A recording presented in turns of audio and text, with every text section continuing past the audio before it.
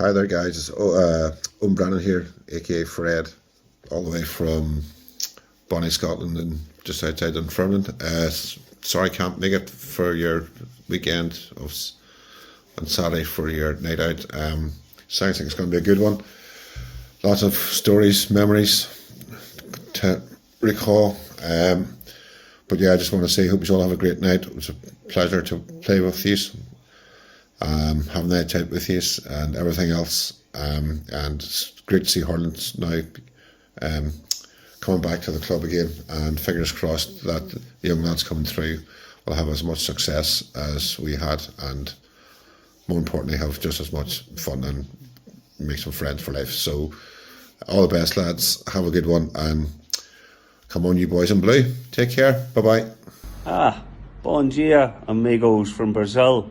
Hope you're all enjoying yourselves, celebrating the history of Cappagh hurling throughout the years.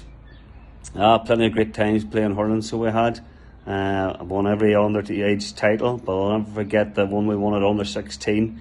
I had a broken wrist and I had 6 stitches in the forehead from about 2 hours before the match when I went to block the gimp. I missed the block and I got 6 stitches here, still got the scar. We won the championship. Our own still stuck me on. We won the championship. I'll never forget. Pete had pulled across Big Oz and he wasn't too happy about it. He was getting a curly finger, Big Oz, and he turns around to me and he says, "Pete, I'll kill you." And I says, "No chance of I getting any more injuries." I says, "No, that's Pete over there." And I won every underage title except the league. I'll never forget when the senior team won 1991 senior championship. I remember following you around, got the Ulster Club final up in Dungannon.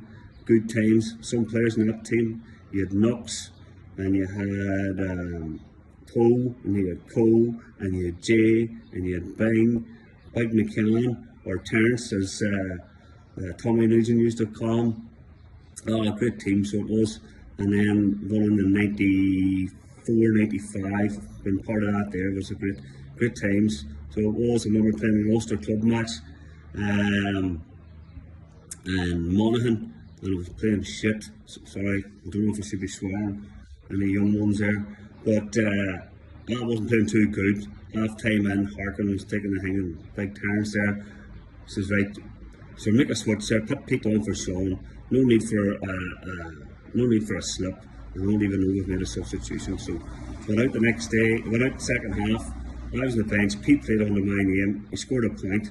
What I always say, you'll always read it in the Irish news, the result. Well, the result was we won, and I scored a point. Right? Facts are facts, the Irish news doesn't lie. Hope you're all having a great time there. And there'll be one fella there now, he used to be known as Scares. You can't call him Scares, he used to be known as Scares in the 80s and the 90s, but now he's known as Seamus. So you'll only get one morning, lads. Alright, one morning. So it's Seamus from now on. Anyway, boys, have a great night, Ty, and put a camp of there. Going out, cheerio. My favourite memory of Cappagh hurling is when I was lined up midfield, me and John McGurk, and it threw in. Someone wrapped John around the shins, he wrapped him back, Brian McGurk sent him off, and that was me in midfield by myself for the night. That was it. Go. My best memory of hurling is Park asking me to play and John getting sent off by his young dad, Ryan. Let's go. My favourite memory of Cappagh hurling was Pádraig Quinn whenever we were playing in Omer Leisure Centre. Instead of playing with indoor hurleys, he put a bit of duct tape on the bottom of the hurls and we played away. Hi everyone, Owen McKenna, Cappagh, just linking in from Belfast to wish everyone all the best on the hurling front. So impressed and delighted to hear that hurling's going so strong again in Cappagh.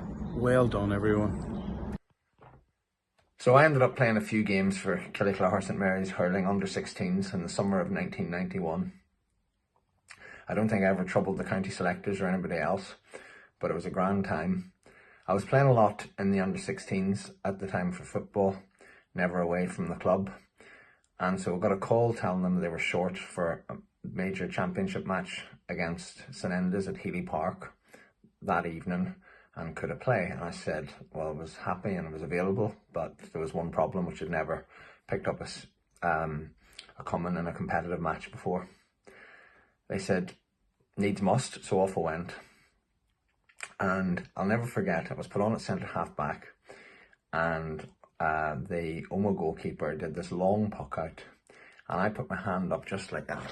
I caught it clean out of the sky, and I thought, this game's easy, I'm going to be great. And a friend of mine from school who was playing for Oma came up and he said, never do that again. I could have taken your arm clean off and it wouldn't even have been a free. And then he explained to me about how to go up and catch properly. So I ended up, we won the match. We didn't win the championship. We had a great time. My limbs stayed on. And my father, who was the Tyrone GA historian, wrote 5 books in the history of Tyrone GA, always loved those moments where people kept clubs going, and then later generations would turn that survival into success. And I hope I played my small part in keeping St Mary's, brilliant club, and keeping its hurling underage teams viable in the summer more than 3 decades ago.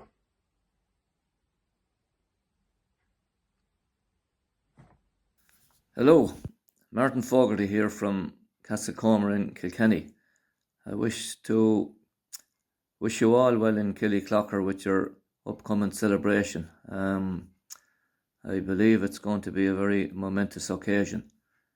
Needless to say, a lot of lies will be told, and people that weren't very good at hurling at this stage, I suppose, will be known as legends. I have, I suppose, memories of Killyclocker, both good and bad.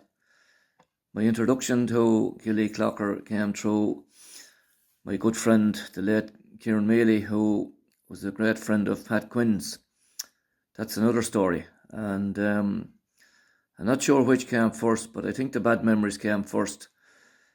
To the best of my recollection, Kieran called on me one Friday evening and told me we were going for a spin and we'd be staying overnight. So I was bundled into the car. Already in the car was a Kenny legend known as Georgie Leahy. Georgie was a renowned coach who coached many club teams and county teams, including Westmeath and Laois. Now, Georgie was about 6'7". So Kieran took us off on this mystery tour, and obviously we ended up in the dark up in Killyclocker or somewhere close to it. And all I remember is Kieran and Pat dropping Georgie and myself off at a house out in the country. And I remember sitting in the sitting room and looking at the mantelpiece and admiring some works of art in timber, and of course written under them was Longkesh.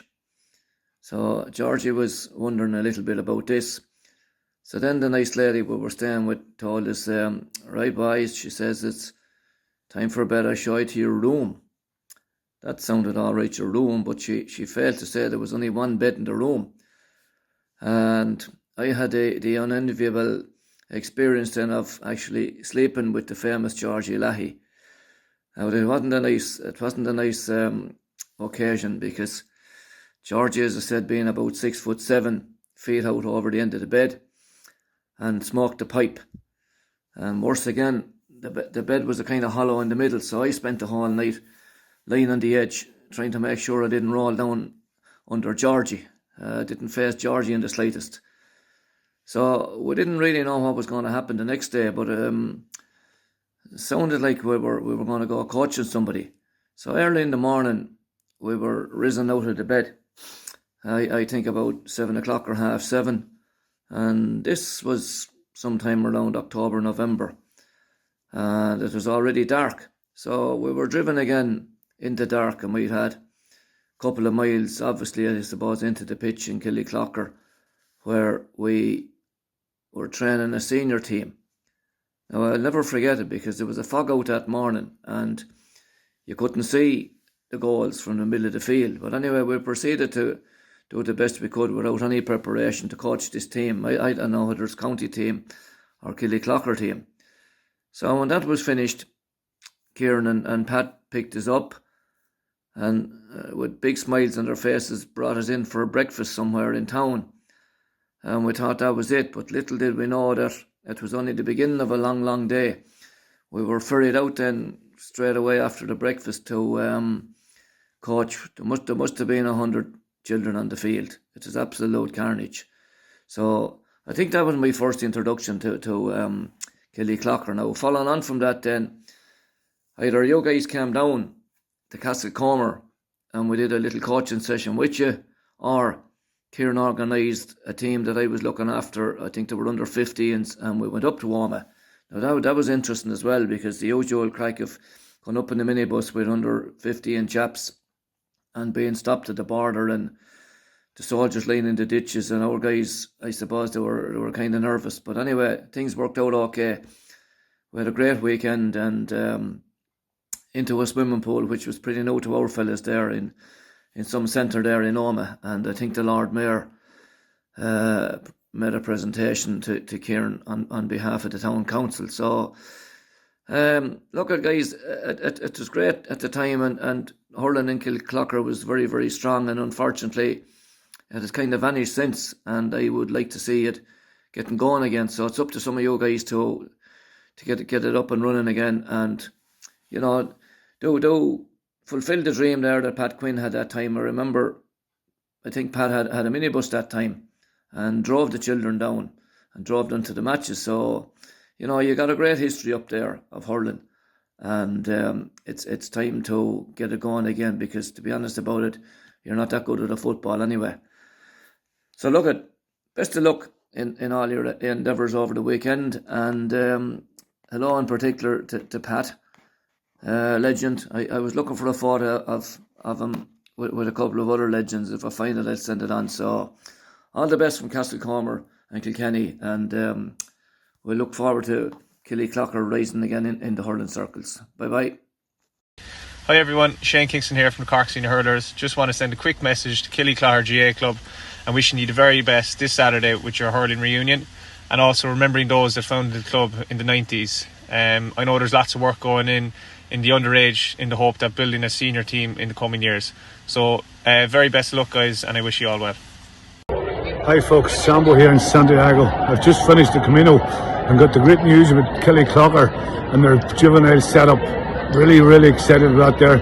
Another team in Ulster. I remember back in my playing days in the early 90s, we were winning county titles. Keep the great work going. For me, the greatest game in the world. Well done. Look forward to seeing you in the future. Lads, how's it going? Peter Canavan here. I can't believe that you are having a reunion down there for Killyclocker hurlers and I haven't been invited.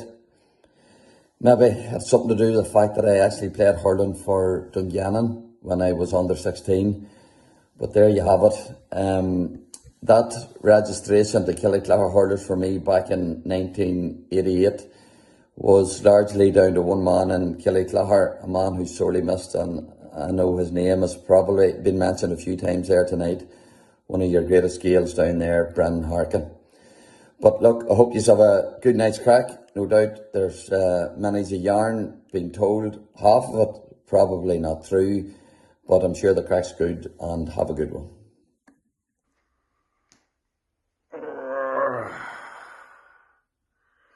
Well, I was there tonight, folks. But you can see the years of playing hurling has took a toll in this body. Progressed to my age very quickly. But Jay bribed me, to make a short video. And, for a sweet $5. And $5 is $5, So enjoy the night, everyone. And about the last 30 years, of reminiscing about the under 14s, under 16s, under 18s, under 21s and seniors. The championship, the league, the wins, the Ulster Club run, the journey, the celebrations, and all the forever memories. So I'm sure there'll be some crack now. So Yep, that's about it. Oh, and one more thing. Surprise, it's me, Dino. Yep, I got yous about you. So, have a great night, and again, I wish I was there. Come on, you boys in blue. This short film has been brought to you, wrote, directed, and starred by Dino McCallion. Thanks for watching.